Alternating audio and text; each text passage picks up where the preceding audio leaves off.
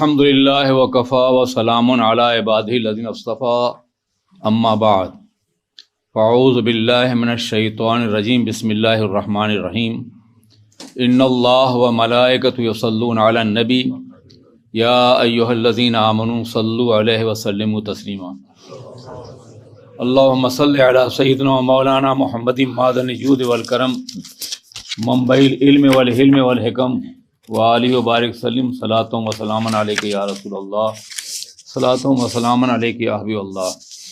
اللہ رب العزت نے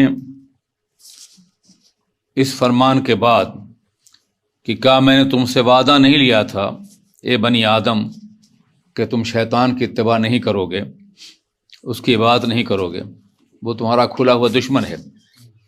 پھر اللہ نے ارشاد فرمایا کہ صرف میری عبادت کرو، یہی سیدھا راستہ ہے۔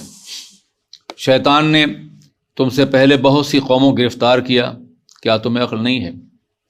یہ وہ جہنم ہے جس کا تم سے وعدہ کیا گیا تھا، اس میں داخل ہو جاؤ، اس لیے کہ تم کفر کرتے تھے۔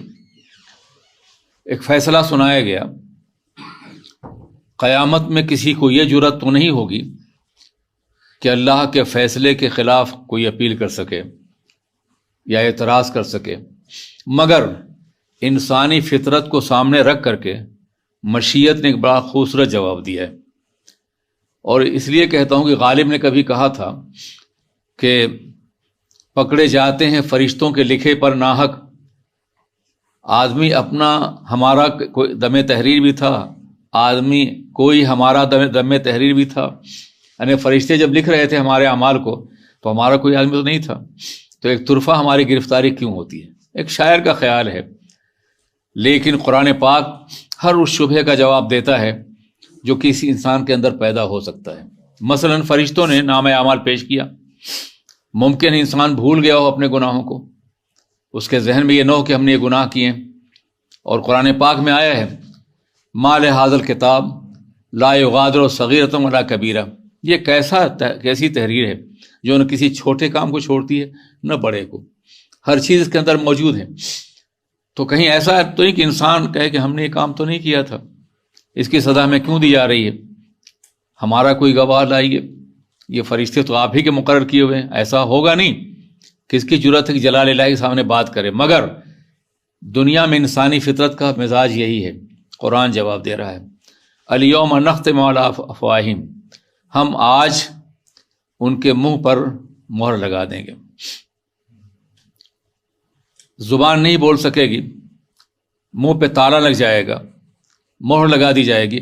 وتکلمنا ایدیہم وتشہد ارجلہم، اور ہم سے بات کریں گے ان کے ہاتھ اور گواہی دیں گے ان کے پیر، بما کانوا یکسبون، جو دنیا میں کر رہے تھے وہ، یعنی ہمارے اعضاء ہی ہمارے خلاف گواہی دیں گے، انسان کے اعضاء انسان کے خلاف گواہی دیں گے۔ ایک اور مقام پہ قرآن پاک میں ہے کہ جب ان کی جلد چمڑے بولیں گے ان کے خلاف تو وہ حیرت سے سوچے گا کہ تم کو کس نے بولنا سکھایا ہے؟ تو وہ کہیں گے کہ اس نے سکھایا ہے جس نے کائنات کی ہر شے کو بولنا سکھایا ہے۔ تو اب یہاں مجرموں کے منہ پر، سب کے مجرموں کے منہ پر مہر کر دی جائے گی، اور پھر ان کے ہاتھ ہم سے بولیں گے، ان کے پیر گواہی دیں گے جو وہ کر رہے تھے۔ کیا مطلب؟ ان دونوں اعضاء کا تذکرہ کیوں کیا گیا ہے، ہاتھ اور پیر کا؟ اس لیے کہ دل گناہوں کا حکم دیتا ہے اور ہاتھ اور پیر اس کی اتباع کرتے ہیں۔ انسان پیر سے چل کے گناہ کے مقام پہ جاتا ہے اور ہاتھ سے گناہ کا ارتکاب کرتا ہے۔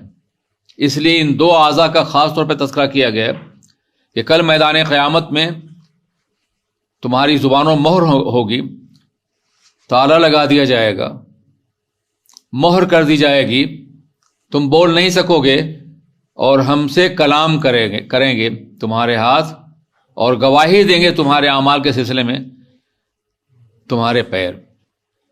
اب تو کوئی انکار گنجائش تو نہیں ہوگی۔ تو یہ عدالت کا ایک محکم نظام ہے جو باضابطہ خدا کی بارگاہ میں پیش کیا جائے گا۔ پہلے اللہ خود عالم الغیب و شہادہ ہے، وہ چاہے تو بغیر کسی تحریر کے سزا دے، اس سے جاننے والا کون ہے؟ وہ ہماری ہر حرکت کو جانتا ہے۔ مگر دنیا میں ایک نظام قائم کرنے کے لیے کہ جب آخرت کا یہ نظام ہے تو دنیا میں بھی شہادت اور ثبوت کی بنیاد پہ فیصلے ہونے چاہیے، بغیر شہادت اور ثبوت کے نہیں۔ دنیا میں ہاتھ اور پیر گواہی تو نہیں سکتے ہیں، لیکن گواہوں کا موجود ہونا ضروری ہے۔ اسلامی قانون کا خلاصہ یہ ہے کہ اگر قاضی جج کسی کے جرم پر مطمئن ہو لیکن پھر بھی جو اصول ہیں اس کے مطابق کام کرنا ہوگا، گواہ ضروری ہیں۔ بڑا مشہور واقعہ ہے کہ مولائے کائنات علی مرتضیٰ رضی اللہ تعالیٰ عنہ کے دور خلافت میں ایک مقدمہ سامنے آیا اور انہوں نے کہا، نہیں، جناب عمر فاروق کے زمانے میں، اور انہوں نے کہا کہ مجھے یقین ہے کہ اس آدمی نے جرم کیا ہے۔ تو مولائے کائنات نے کہا، شہادت لائیے، گواہی لائیے، ورنہ آپ پر الزام تراشی کا الزام آئے گا اور درے لگائے جائیں گے۔ تو شہادت بے پناہ ضروری ہے۔ تنہا کسی قاضی کا یقین معاون تو ہو سکتا ہے لیکن اس پہ فیصلہ نہیں ہو سکتا ہے۔ تو اگرچہ یہ بات آخرت سے متعلق ہے، قیامت سے متعلق ہے، مگر دنیا کو بتایا جا رہا ہے کہ شہادتوں کی بنیاد پہ فیصلے کیے جائیں، اور آخرت میں یہ ہوگا کہ چونکہ مدعا علیہ کی طرف سے کوئی گواہ نہیں ہوگا، فیصلہ فرشتوں کے لکھے پہ ہوگا، اور اعمال کی جو دستاویز تیار ہو رہی ہے اس کی بنیاد پر ہوگا۔ اس لیے خود بطور گواہ ان کے اعضاء کو پیش کیا جائے گا۔ ہاتھ گواہی دے گا ہم نے یہ برائی کی ہے، پیر گواہی دے گا کہ ہم نے چل کر کے یہ برائی کی ہے، ہم فلاں فلاں برے مقام پہ گئے تھے، ہم کو استعمال کیا گیا تھا۔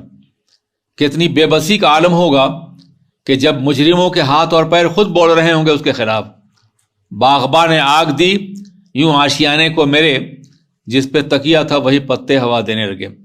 اللہ تبارک و تعالی ہمیں اپنے رحم و کرم سے معاف فرما دے، اور آخرت میں اپنے رحم و کرم سے ہمارا فیصلہ جنت کے حق میں فرما دے۔